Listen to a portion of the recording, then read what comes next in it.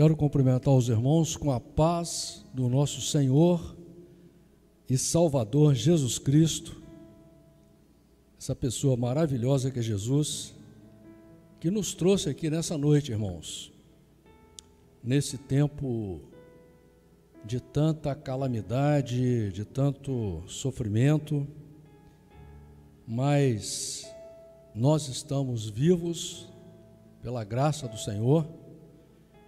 E o cristão, enquanto ele está vivo, ele tem que entender que Deus nos chama para a conversão. Lá no livro de Isaías, no capítulo 30, versículo 15, Deus deixa claro: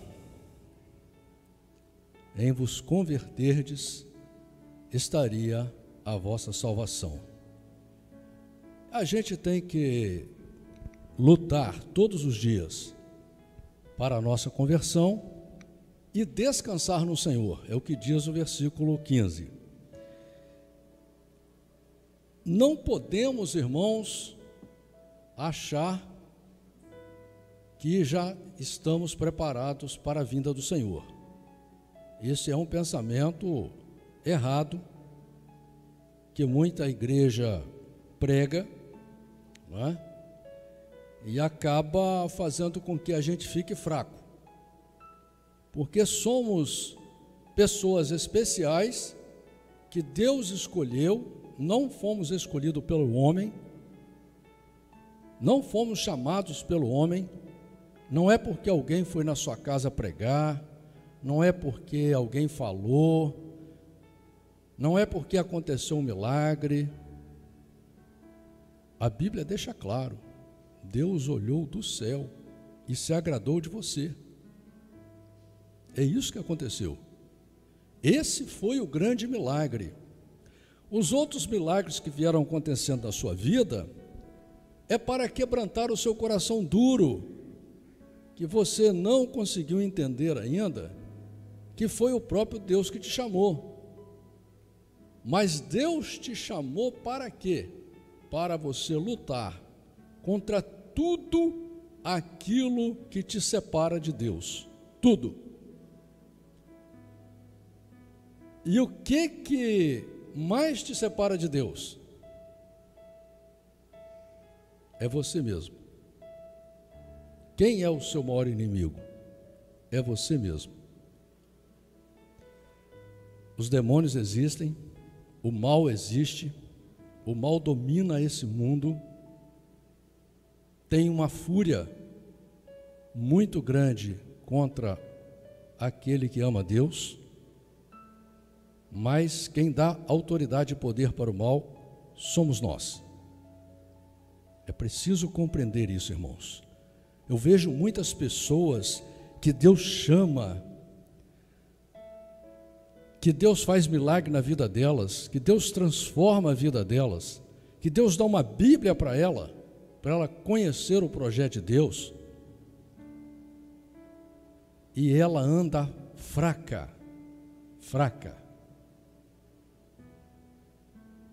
E nós não somos chamados para sermos fracos. Deus não chama fraco, Deus não chama covarde. Deus chama valente. Se você ver a história de Gideão, você vai ver ali um exemplo. O que Deus quer fazer com você na sua vida. Você não tem que temer a nada nem a ninguém. Você tem que temer são os seus defeitos, o seu gênio, a sua maneira de interagir na vida, a sua maneira de reagir. Porque ser crente na igreja é fácil. Ser bonzinho, amar a Deus quando está tudo bem, é fácil. Mas nós somos chamados, como Jesus disse, para exceder a justiça dos escribas e dos fariseus. Os fariseus que tinham uma vida dedicada à religião, os escribas que conheciam a palavra, E nós somos chamados, com toda a nossa fraqueza, para exceder essas pessoas. É fácil isso? Não, irmãos, é muito difícil.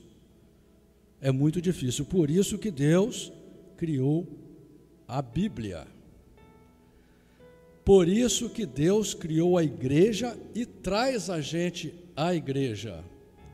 Nós não viemos à igreja porque acordamos e pensamos, hoje eu vou na igreja. Não. Nem o pastor, hoje eu vou na igreja. Ele acha que o pensamento é dele, não é. Esse pensamento vem de Deus. É só você ver quantas pessoas aí que se perdem na caminhada. Às vezes é um pastor maravilhoso, uma pessoa dedicada ao reino de Deus, quando chega lá na frente, ela se perde, ela cai. Olha o que tem de crente caído aí, meu irmão. Por quê? Porque cai. Porque não entendeu o chamado de Deus. Chamado de Deus não é para a aparência, não é para os outros ver. Chamado de Deus não é pela ciência. Chamado de Deus não é pela teologia. Não é pela fama, não é pelo poder, não é pela beleza. O chamado de Deus é pela razão, é pela matemática. É você compreender o projeto de Deus e lutar todos os dias para se encaixar nele. E a luta é grande. A luta é terrível. Você luta contra os seus medos, você luta contra as suas ansiedades, você luta contra as suas fraquezas, o seu ciúme, a sua baixa autoestima, não é? Tem gente que quer vir na igreja e que alguém profetize para ele, olha, Deus está te olhando, Deus diz que está com você. Aí a pessoa chora, quer dizer, essa pessoa está fraca. Porque Deus, irmão, a partir do momento que você ganhou uma Bíblia, Deus já está com você. Você botou uma Bíblia na sua mão, Deus está com você. Mesmo você ainda andando cego, andando em pecado, andando errante, Deus te ajudará, Deus andará com você sem você ver, Deus te levará ao batismo das águas, se você quiser, se você deixar, porque também se você não deixar, Jesus andou com Judas o tempo todo, Judas não aceitou, então não adianta. Você, independente de qualquer coisa que acontecer aqui na terra, é você que tem que se converter. Não adianta você ficar se espelhando nos outros. Tem gente, por exemplo, eu não vou mais nessa igreja por causa daquele pastor. Você pode não ir mais na igreja se a igreja estiver prevaricando contra a palavra de Deus. Se ela estiver cometendo absurdos contra a palavra de Deus, cometendo abominações, mas por causa do pastor, não, porque você não vai na igreja para ver pastor. Você vai à igreja para ver pastor? Você vai na igreja para ver os outros?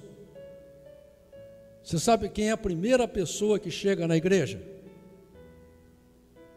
É o dono da igreja. Sabe quem é o dono da igreja? É o próprio Deus. Deus criou a igreja. Livro de Êxodo, livro de Samuel, você leia, você vai entender. Aqui é a casa do Senhor, não é do homem.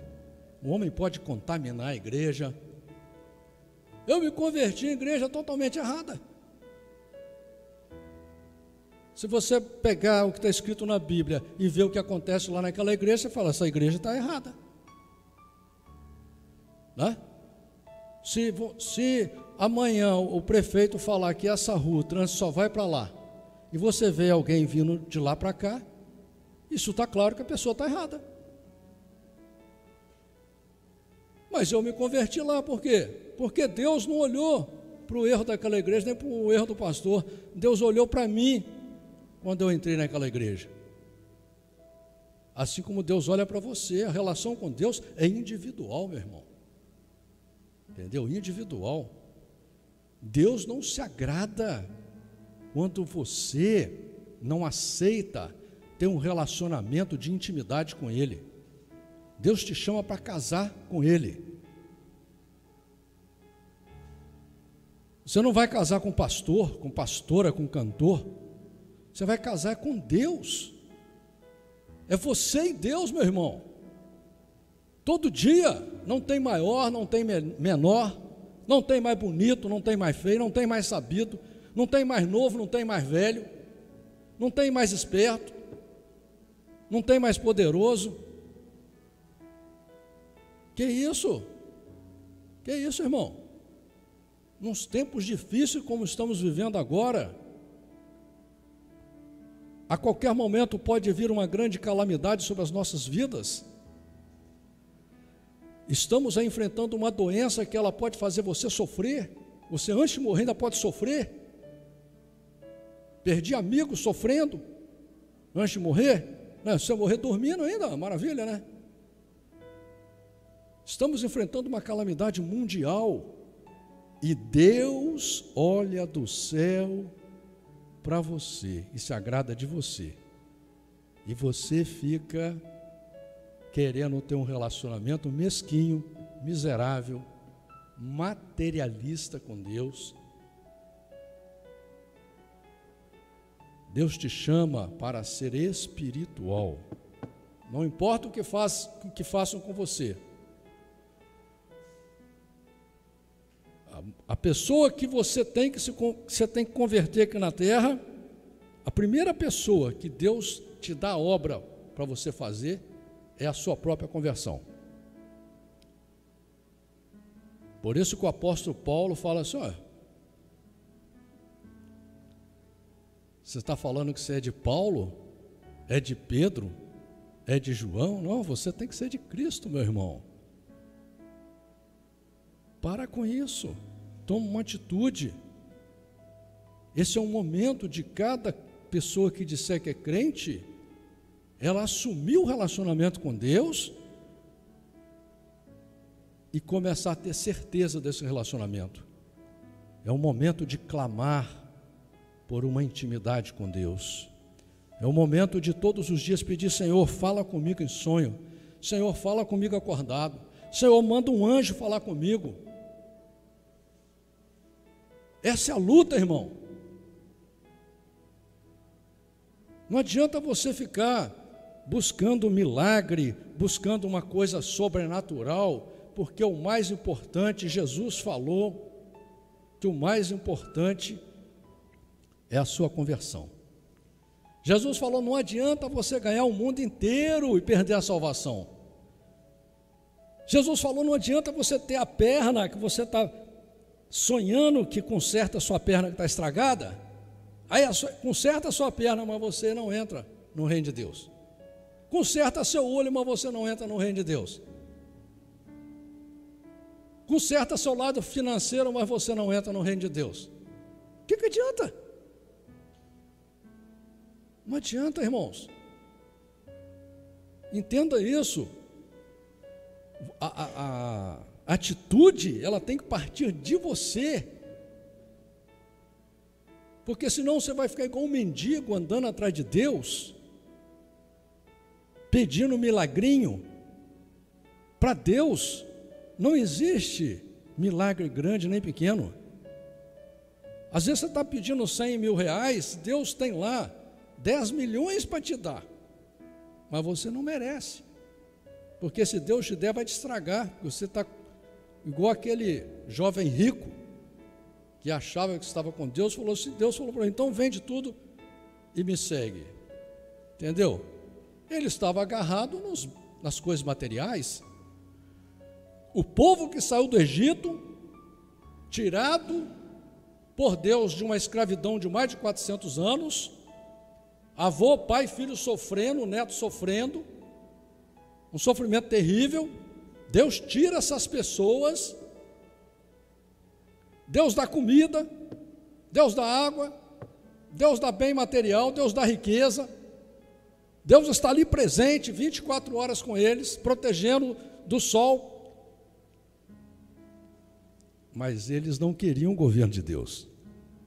Eles eram materialistas. Eles queriam um rei. É só você ler no livro de Samuel, você vai ver, eles queriam um rei. Eu te pergunto, o que você quer? Você quer amar a Deus gratuitamente? Você quer lutar de verdade e ter Deus do seu lado 24 horas por dia? Primeiro buscai o reino de Deus. Primeiro buscai o reino de Deus e a sua justiça. O resto Deus faz, irmãos. Não adianta você ir por outro lado, o lado do misticismo, da magia, do mistério, da sua própria força, do seu eu acho, eu quero, eu sei. Esquece isso daí. Eu sou. Vai atrás da sua própria conversão. Para na frente do espelho, olha para você, olha para dentro dos teus olhos e fala com você. A partir de hoje, Senhor, eu quero me converter de verdade. Faça isso. Faça isso que você verá a diferença. As pessoas têm muita dificuldade de ter um relacionamento direto com Deus. Mesmo aquele que ama a igreja do Senhor, ele tem dificuldade para vir à igreja. Mesmo aquele que ama Deus tem dificuldade para ler a Bíblia. Tem dificuldade para se manter crente de verdade, né, irmãos? Principalmente dentro de casa. É muito difícil com os filhos, com os cônjuges, com os pais, a gente conseguir se manter cristão, né? Porque o inimigo, ele ataca a família. E as pessoas não entendem isso, que o diabo, ele arma ciladas, as astutas ciladas do diabo. Livro de Efésios, capítulo 6. O diabo faz armadilhas que você não vê. Os laços do passarinheiro, Salmos, capítulo 91. E às vezes você cai.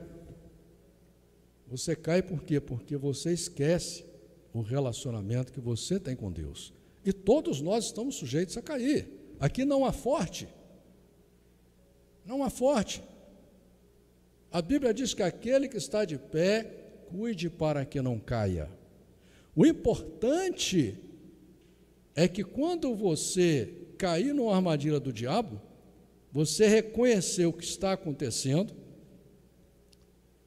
você se agarrar com Deus, se a culpa for sua, você se arrepender, se a culpa não for sua, você falar, Senhor, me dá força para suportar a afronta, né? Porque o nosso problema é quando a gente é confrontado, e daí a gente esquece que é crente, não é? Ser crente no convento é uma beleza, né? Ser crente aqui na igreja é maravilhoso. Eu na igreja sou um crente espetacular, entendeu? O problema é fora da igreja que, se deixar, a gente se perde. Porque às vezes você tem um gênio forte, né? Às vezes o diabo, ele está vendo a sua fraqueza ali, ele já faz aquela armadilhazinha e você cai como um tolo, entendeu?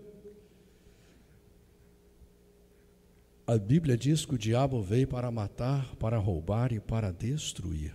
E principalmente ele vai começar pela sua família. Marcos capítulo 12, diz a palavra do Senhor assim: e começou a falar-lhes por parábolas. Um homem plantou uma vinha e cercou-a de um valado, e fundou nela um lagar, e edificou uma torre, e arrendou-a a uns lavradores, e partiu para fora da terra. E chegando o tempo, mandou um servo aos lavradores para que recebesse dos lavradores do fruto da vinha. Mas estes, apoderando-se dele, o feriram e o mandaram embora vazio. Aqui Jesus está fazendo uma referência também ao livro de Isaías, no capítulo 5, do versículo 1 a 7, né? E tornou a enviar-lhes outro servo, e eles, apedrejando-o, o feriram na cabeça e o mandaram embora, tendo-o afrontado. E tornou a enviar-lhes outro, e a estes mataram. E a outros muitos, dos quais a uns feriram e a outros mataram. Tendo ele, pois, ainda um seu filho amado, enviou também a estes por último, dizendo: ao menos terão respeito ao meu filho, ao menos terão respeito ao meu filho. Mas aqueles lavradores disseram entre si: este é o herdeiro, vamos, matemo-lo, e a herança será nossa. E pegando dele o mataram e o lançaram fora da vinha. Aqui você vai ver essa história lá no livro de Lucas, capítulo 20, versículo 15, livro de Mateus, capítulo 21, versículo 39. E diz o versículo 9: que fará, pois, o Senhor da vinha? Virá e destruirá os lavradores e dará a vinha a outros. Irmãos, é importante aqui que Jesus está contando uma parábola. O que Jesus quer dizer com isso? Que Deus mandou os profetas dele, vários profetas, avisando ao povo de Deus, avisando as pessoas que eram chamadas. Por isso que a Bíblia diz: muitos serão chamados, mas poucos serão escolhidos. E essas pessoas apedrejaram uns. Você vê vários exemplos, né? Micaías apanhando, sendo jogado em calabouço, Jeremias e tantos outros. E no final veio o filho do dono da vinha, que é Jesus. E o que fizeram com Jesus? Mataram. Não se esqueça, irmãos, Jesus mandou comemorar a morte dele. Por isso que temos a Santa Ceia na igreja. Por que a morte de Jesus é tão importante? Porque aconteceu dois fatos muito sérios, muito importantes na humanidade. Primeiro, foi a maior tragédia que já existiu. A igreja, os crentes, entre escolher uma pessoa justa, que veio pregar o bem, que veio pregar o futuro, que veio pregar o amor verdadeiro, e um assassino e ladrão, a igreja escolheu matar o justo. Não há coisa mais terrível do que isso. É a maior tragédia que já aconteceu na humanidade, feita pela mão do crente, que é pior ainda.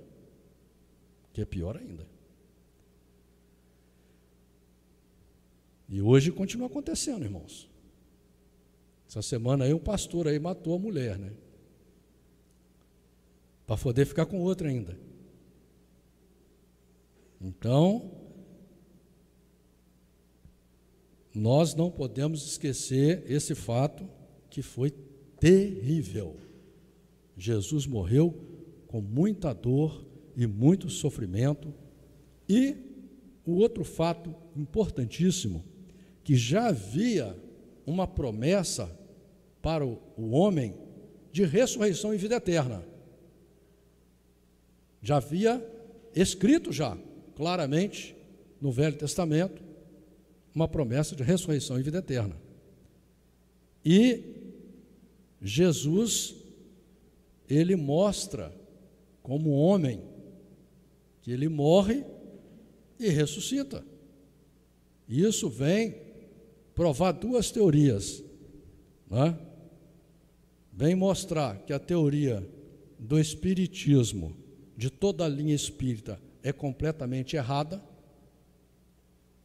porque o espírita, quando ele volta a viver, ele não lembra quem que ele era, então ele morreu.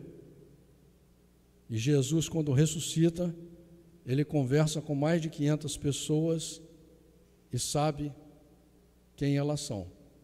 E elas também acabam sabendo quem ele é, não é? E Jesus mostra claramente que esse é o projeto para o ser humano. Porque tem muitas pessoas, irmãos, inclusive religiosos, saduceus, conheciam as Escrituras, mas não acreditavam na ressurreição. Muita gente hoje, até crente de carteirinha, não crê verdadeiramente na ressurreição e na vida eterna. Por isso é que prega a terra. Quantas igrejas você vai ir, o que é que prega? Que você vai ganhar carro novo, que você vai ganhar isso, é só isso, entendeu? Só prega a terra, não prepara a pessoa para a ressurreição e a vida eterna. Jesus, o ministério dele inteiro, ele vem chamando a atenção das pessoas, ele vem exortando as pessoas, para as pessoas se converterem, para as pessoas se transformarem, para quê? Para que possam entrar no reino de Deus. Tanto é que lá no livro de João, capítulo 3, o que Jesus fala? É necessário nascer de novo. E como que você nasce de novo? Quando ele falou isso, o mestre da lei, conhecedor da lei, perguntou para ele: Senhor, mas vou entrar no ventre da minha mãe? Você nasce da água e do Espírito. A água é a palavra, você nasce da Bíblia, lendo a Bíblia, amando a Bíblia e tendo intimidade com Deus, para que, através do Espírito do Senhor, através da presença do Senhor na sua vida, você possa ser limpo, você possa ser transformado, você possa, o Espírito de Deus, o poder de Deus, a presença de Deus, te queimar suas impurezas. Por isso que a Bíblia diz que Deus é um fogo consumidor, entendeu? Mas Deus vai agir na sua vida, Deus vai transformar você quando você quiser. Se você quiser, não vai adiantar. Então, lá no versículo 10 diz assim: ainda não lestes esta escritura? A pedra que os edificadores rejeitaram, esta foi posta por cabeça de esquina. Isso foi feito pelo Senhor, e é coisa maravilhosa aos nossos olhos. Então, Jesus aqui, essa aqui no versículo 10, Jesus está, quando ele fala não leste nas Escrituras, Jesus está citando os Salmos 118, versículo 22, e você vai encontrar também essa palavra lá no livro de Lucas, capítulo 20, versículo 17, e no livro de Mateus, capítulo 21, versículo 42. E quando Jesus também fala, essa foi posta por cabeça de esquina, você vai ver essa referência também, lá no livro de Atos, no capítulo 4, versículo 11, livro de Romanos, capítulo 9, versículo 33, livro de 1 Pedro, capítulo 2, versículo 6. Por que eu falo tudo isso? Para você entender o texto e o contexto da Bíblia. E eu não estou falando todo o contexto, eu sempre cito só um pouco, né? Gosto de explicar para você que se eu fosse citar todo o contexto aqui de tudo que eu leio, a gente ia ficar aqui muito tempo, né? Mas só para você ter uma ideia que a Bíblia, ela mesmo se explica, né? Você não precisa de ler nenhum livro escrito pelo homem, nenhuma revistinha escrita pelo homem para você entender a Bíblia. É muito importante você saber que a Bíblia foi escrita por Deus, e aquilo que Deus quis escrever, Ele escreveu. O que ele quis colocar, ele colocou. O que ele não quis colocar, ele não colocou. E se Deus escreveu assim, é para você ler assim. E Deus não está pedindo para você entender. Não é para você entender, é para você ler. Aquilo que foi importante para você, Deus vai te ajudar a guardar no seu coração. Aquilo que não foi importante, para que você quer saber? Você não consegue nem cumprir o mandamento necessário, como nós vamos ler aqui. E buscavam prendê-lo, mas temiam a multidão, porque entendiam que contra eles dizia essa parábola, e deixando, foram-se. Então aqui você vê uma amostra de que o crente ele não quer ouvir a verdade, entendeu? O crente, como diz a Bíblia, né, quer ouvir palavras aprazíveis, entendeu? Quando você chama ele para a verdade, para o evangelho, ele já se ofende, né? E enviaram-lhe alguns dos fariseus e dos herodianos para que o apanhassem em alguma palavra. E chegando eles, disseram-lhe: Mestre, sabemos que és homem de verdade e de ninguém se te dá, porque não olhas a aparência dos homens, antes com verdade ensinas o caminho de Deus. Aqui também você vai encontrar essa referência no livro de Mateus, capítulo 22, versículo 15. No livro de Lucas, capítulo 20, versículo 20 até o 38. E eles perguntam assim: é lícito dar o tributo a César ou não? Daremos ou não daremos? Então ele, conhecendo a sua hipocrisia, disse-lhes: por que me tentais? Trazei-me uma moeda para que a veja. E eles lhe a trouxeram e disse-lhes: de quem é esta imagem e inscrição? E eles lhe disseram: de César. E Jesus respondendo disse-lhes: dai, pois, a César o que é de César, e a Deus o que é de Deus. E maravilharam-se dele. Então os saduceus, que dizem que não há ressurreição, aproximaram-se dele e perguntaram-lhe, dizendo: Mestre, Moisés nos escreveu que se morresse o irmão de alguém e deixasse a mulher e não deixasse filhos, seu irmão tomasse a mulher dele e suscitasse descendência a seu irmão. Quando os saduceus falam aqui que Moisés nos escreveu, aonde Moisés escreveu isso? Está lá no livro de Deuteronômio, capítulo 25, versículo 5, em diante.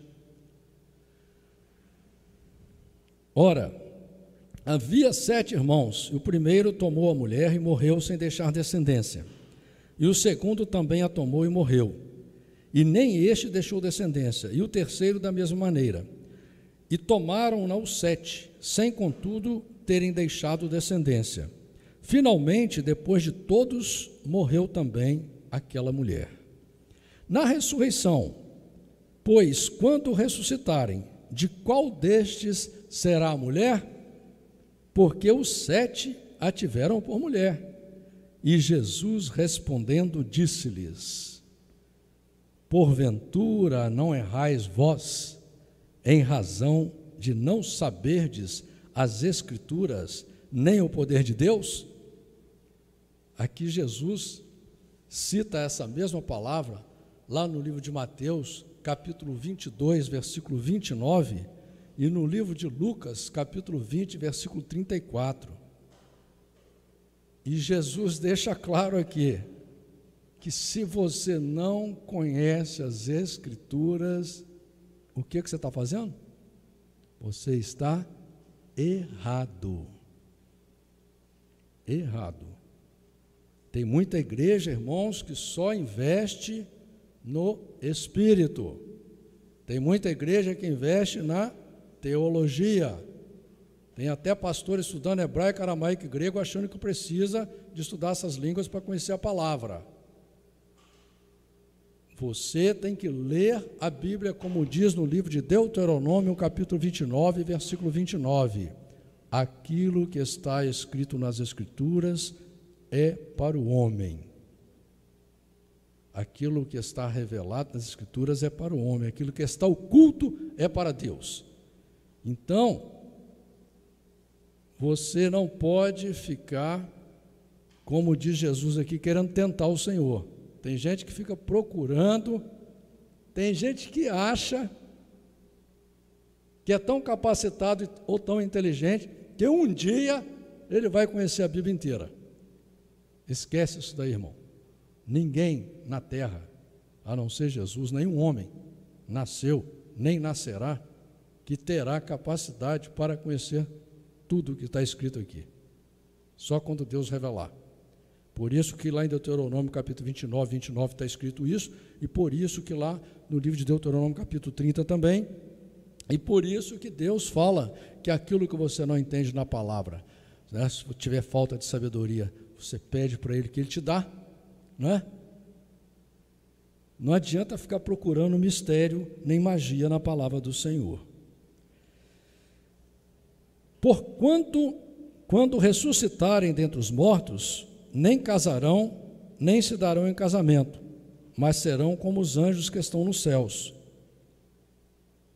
E acerca dos mortos que houverem de ressuscitar, não tendes lido no livro de Moisés, como Deus lhe falou na sarça, dizendo: eu sou o Deus de Abraão, e o Deus de Isaque, e o Deus de Jacó? Ora, Deus não é Deus de mortos, mas sim é Deus de vivos, por isso vós errais muito. Então aqui, lá no livro de Lucas 20:37, você vai encontrar essa referência, mas Jesus, quando ele fala aqui, não tendes lido no livro de Moisés, Jesus citou o livro de Êxodo, capítulo 3, versículo 6, em diante, né? E interessante que Jesus fala assim, olha, Deus não é Deus dos mortos, é Deus dos vivos. Por quê? Abraão, Isaque e Jacó estavam mortos, mas eles ressuscitarão, assim como essa promessa sobre a nossa vida. Outra coisa importante, irmãos, que tem pregador que fala mal de Jacó. É muito importante isso aí, irmãos. E você que vai um dia pregar a palavra do Senhor, cuidado para não respeitar aquilo que Deus santificou. Jacó foi um homem escolhido por Deus. Quando lá no livro de Êxodo, capítulo 3, Moisés pergunta para Deus, o que eu vou falar? Quem é o Senhor? Lá para os egípcios, o que Deus fala? O que Jesus está repetindo aqui? Jesus está confirmando aqui. Eu sou o Deus de Abraão, o Deus de Isaque e o Deus de Jacó. Se Jacó fosse sem vergonha, como eles falam, tem gente que prega que Jacó era sem vergonha, enganador. Quer dizer que Deus vai falar, eu sou o Deus de Abraão, de Isaque, Deus daquele enganador sem vergonha? Tem cabimento, irmão? Tem lógica isso aí? Um homem que falou face a face com Deus, né? Livro de Oséias, livro de Gênesis. Então tem que ter muito cuidado com essas coisas, muito cuidado com pessoas que querem saber demais, mas ao invés de ler a Bíblia, ficam lendo literaturas feitas por homens, literaturas apócrifas, e querendo contaminar a palavra, e você vai naquela onda ali e acaba desagradando a Deus, né? Como eu já vi pessoas falarem mal de Caleb, né? Pregar e falar mal de Caleb. Então nós temos que ter muito cuidado com isso. Aproximou-se dele um dos escribas que os tinha ouvido disputar, e sabendo que eles tinham respondido bem, perguntou-lhes, qual é o primeiro de todos os mandamentos? E Jesus respondeu-lhe, o primeiro de todos os mandamentos é, ouve, ó Israel, o Senhor nosso Deus é o único Senhor. que Jesus citou aqui?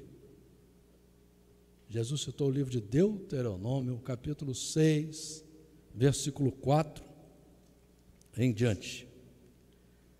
E ele continua citando aqui no versículo 30, ele cita Deuteronômio capítulo 6, versículo 5, que diz assim: amarás, pois, ao Senhor teu Deus de todo o teu coração e de toda a tua alma e de todo o teu entendimento e de todas as tuas forças. Este é o primeiro mandamento. Aí eu pergunto, eu estava falando antes que tem crente que fica procurando querer entender Apocalipse, profecia, e dizendo que o dia tal o mundo vai acabar, e que Deus falou com ele, e aí passa o tempo, o mundo não acaba, entendeu? Eu te pergunto, Deus chamou você para isso, ou Deus chamou para você cumprir esse mandamento aqui? Amar a Deus de todo o teu coração, com toda a tua alma, com todo o teu entendimento. O entendimento vem de você ler a Bíblia. Se você não lê a Bíblia, você não vai entender o projeto de Deus. Se você não lê a Bíblia, você vai pegar para você o Deus da religião. Se você não lê a Bíblia, você vai criar o seu próprio Deus. Então, quando você lê a Bíblia, você vai saber quem é o Deus verdadeiro e você vai começar a lutar para amá-lo. Que é muito difícil, irmão. Se você disser para mim que você ama a Deus de todo o teu coração, eu vou te dar os parabéns, porque nós sabemos que não é fácil amar a Deus de verdade, ser apaixonado por Deus, mas esse é o mandamento. Enquanto você não chegar nesse nível, esquece o resto, entendeu? E o segundo semelhante a este, que esse chega a ser pior um pouquinho, é amar o teu próximo como a ti mesmo. Não há outro mandamento maior do que esse. Olha que esse mandamento, você amar ao próximo como a ti mesmo, é difícil, irmão. Não adianta a pessoa falar que não é, porque é difícil, entendeu? E aqui, esse mandamento, para você ter uma ideia, você vai ter uma referência dele já no livro de Levíticos, capítulo 19, versículo 18, livro de Gálatas, capítulo 5, versículo 14, livro de Tiago, capítulo 2, versículo 8. E o escriba lhe disse: muito bem, mestre, e com verdade disseste que há um só Deus e que não há outro além dele, e que amá-lo de todo o coração e de todo entendimento, de toda a alma e de todas as forças, e amar ao próximo como a si mesmo, é mais do que todos os holocaustos e sacrifícios. Aqui no versículo 32, você vai ver uma referência lá em Deuteronômio capítulo 4, versículo 35. No versículo 33, você vai ver uma referência em 1 Samuel capítulo 15, versículo 22. E no versículo 34, Jesus vendo que havia respondido sabiamente, disse-lhe: não estás longe do reino de Deus. E já ninguém ousava perguntar-lhe nada. Esse versículo 34 também você vai ter uma referência lá em Mateus 22, 46 e Lucas 20, 40. E falando, Jesus dizia, ensinando no templo: como dizem os escribas que o Cristo é filho de Davi? O próprio Davi disse pelo Espírito Santo: o Senhor disse ao meu Senhor: assenta-te à minha direita, até que eu ponha os teus inimigos por escabelo dos teus pés. Pois se Davi mesmo lhe chama Senhor, como é logo seu filho? E a grande multidão o ouvia de boa vontade. Aqui Jesus citou o livro de Salmos, capítulo 110, versículo 1. E ensinando-os dizia-lhes: guardai-vos dos escribas que gostam de andar com vestes compridas e das saudações nas praças, e das primeiras cadeiras nas sinagogas e dos primeiros assentos nas ceias, que devoram as casas das viúvas, e isto com pretexto de largas orações. Estes receberão mais grave condenação.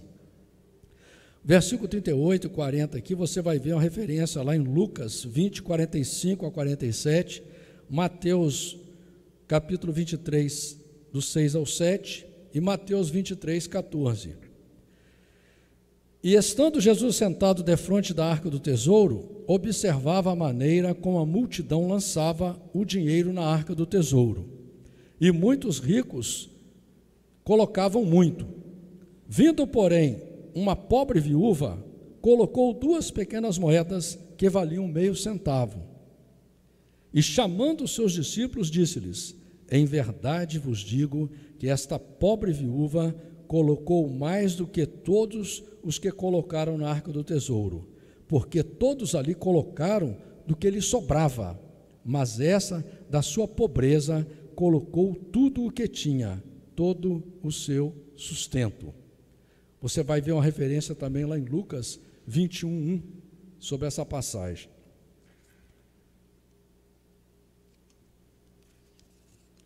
Irmãos, o versículo 40 é muito importante, porque Jesus, na parte B do versículo, diz assim: este receberão mais grave condenação. Jesus disse: a quem mais é dado, mais será cobrado. Não confunda a lei de Deus com a lei do homem, não confunda a justiça de Deus, que é perfeita, com a justiça do homem, que é imperfeita. Apesar de Deus ser amor, exatamente porque Ele é amor, é um amor perfeito e puro, que a justiça dele será reta.